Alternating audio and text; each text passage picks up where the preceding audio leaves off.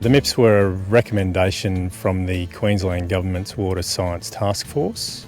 The idea behind them was to what we call turn up all the dials, to see if we threw a significant amount of money at a catchment and we targeted multiple activity areas, whether or not we could affect a broader change at a faster rate.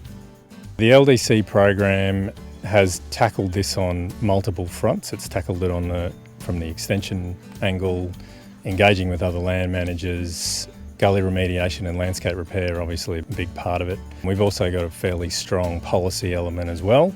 The MIPs, I guess, are the way we always wanted to do business. I think they've been amazingly good for a couple of reasons. One is that they were well designed and they've been well funded, and as a result there's been a lot of flexibility in meeting the initially anticipated challenges of delivering complex programs like these, but also being able to be responsive to change and also to be responsive to the people that we're working with, the people that are making the changes, that are affected by the changes. One would be the extent of community engagement. The fact that we see a significant proportion of the graziers in the catchment actually involved in the program is something that we've not seen before, which I think was one of our hopes out of this project, was that we would be able to influence at a much broader community scale rather than just targeting a discrete set of landholders to deliver a discrete set of outcomes through a particular project. And it's probably a bit surprising, I think, for everyone, the relationships that have developed between government, science and the landholders themselves. I don't think anyone probably expected that to happen to the extent that it has. And I don't think that I'm the only one who thinks that. I think the graziers themselves also acknowledge the shared learnings that we've got.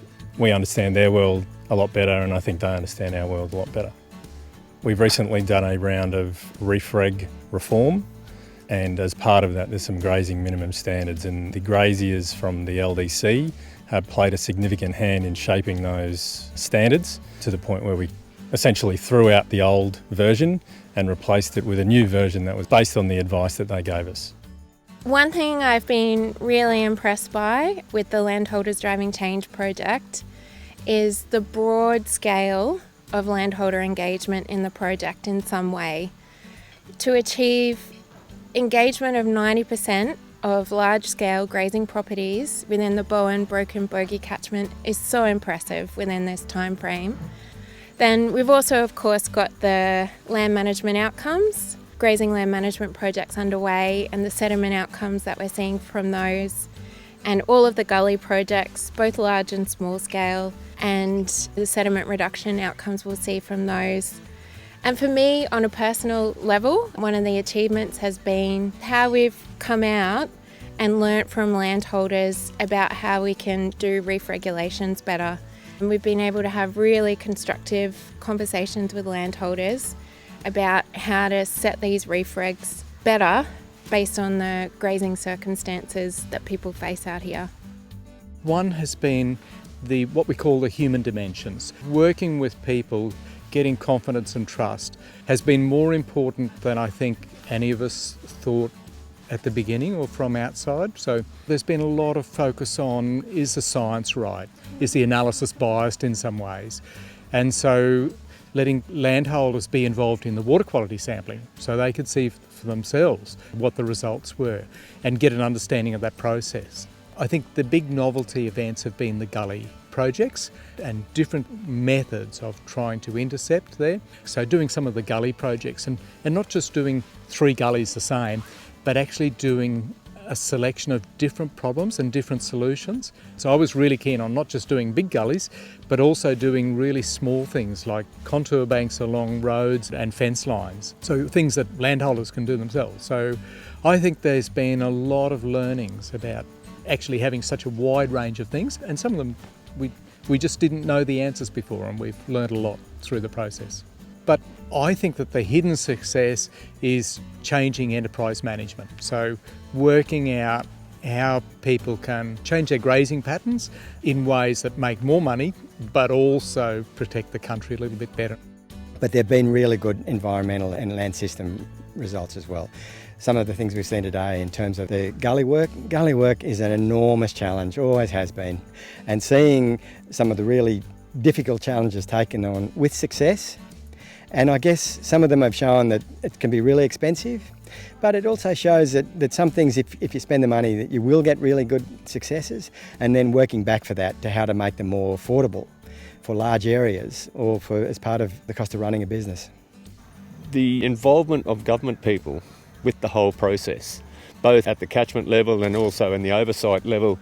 The people who are responsible for the funding and the policy are actually out there in the paddock, working with landholders, having a look, watching innovation happen, and then going back and convincing their masters that this is a good model to follow. And I think that's one of the other big positives.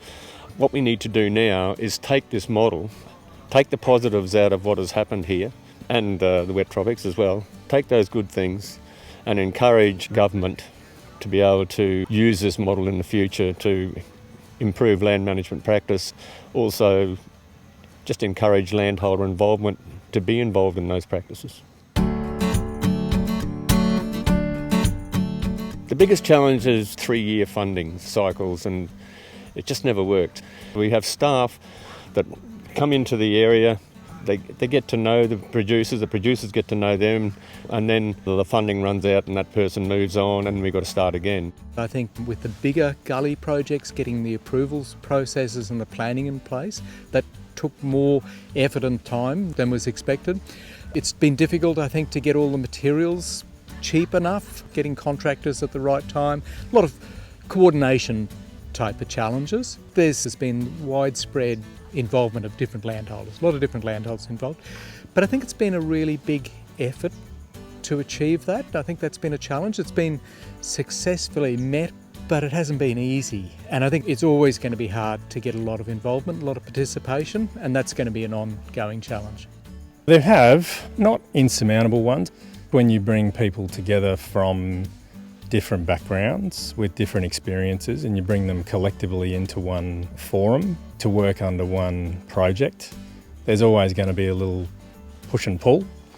I think that's probably a bit more pronounced in a project like this where you're working directly with landholders who are very used to making quick decisions, their own decisions, and then acting on those decisions quite quickly, versus our world, government world, which is, it's not as fluid, it's not as free, there's a lot more process. So I think that they probably get a bit frustrated with our world. There's challenges around expectations. But as the project's matured and those relationships have matured, I think there's a lot better understanding of everyone's position. For us, it's a challenge to get up here and come to all the meetings and the workshops, but we've invested the time and the effort to do that because we see that it's worthwhile. One of the biggest challenges that I've probably faced has been managing expectations around what this project can deliver and how quickly it can deliver outcomes. But we're now sort of at the end of this phase of the project. It's just been the time. I think a lot of people have expected outcomes faster, but we got there in the end. The single biggest challenge is how long it takes, because we're working with nature. And nature isn't sort of a transaction. It's actually understanding how nature works, how the landscape works, and then making adjustments so that harm that may have been occurring to the landscape can be healed, but also so that productivity can be enhanced while maintaining the health of the natural system.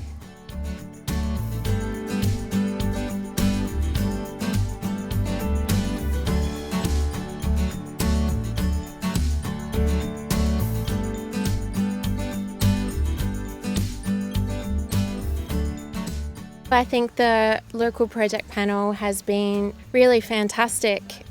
We've got Queensland Government, so we've got OGBR, DAF, we've got science reps, we've got local government, and then a range of graziers, all discussing issues, contributing their ideas, and that influences where this project goes, and I think it's been fantastic. The project panel has kept the landholders in the loop with the direction of the project because the project has adapted and changed, but we've been there supporting, advising, voicing concerns. All project panel meetings aren't sweetness and light, which is how it should be, but we feel safe and comfortable to say, hey, this doesn't feel right. And we've helped keep the integrity of the Landholders Driving Change title by being there. There's been more traditional wire and water projects, but there's been all this other community building, ideas sharing that's been possible through things like the Learning Hub, like the cluster groups, social gatherings, social events have been really important. We've just had a visit from the steering committee that oversees the two MIPs, and to build relationships with those guys from the city is super important.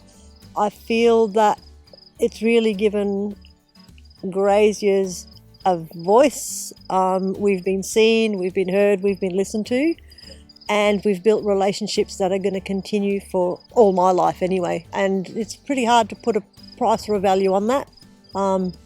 So, yep, absolutely, thumbs up from me. The project has allowed community momentum to build, and that I think is filtered not only through the Triple B community, but it's also filtered through government as well. These projects are looked at as a very unique undertaking, and there's a lot of people who are looking to the projects for some learnings. The fact that we're tackling it on a biophysical front, we're tackling things on a social front, we're hoping we're going to come out of this with a new set of information, new set of data that's going to inform how we move forward in the future. That's probably the main reason I think I wanted to get involved with the MIPS program. I thought, this is something that we've been asking government to do for years, and that is go out there, work one-on-one with producers, develop partnerships, look at programs that actually bring about some innovative ways of doing things, allowed the flexibility in order to do that. It's brokered a lot of trust between government and the catchment group as well as the graziers. It's a great model that the government now has got behind and is encouraging landholders to drive it. That's a great change of thought by government as well, to allow landholders to drive the process.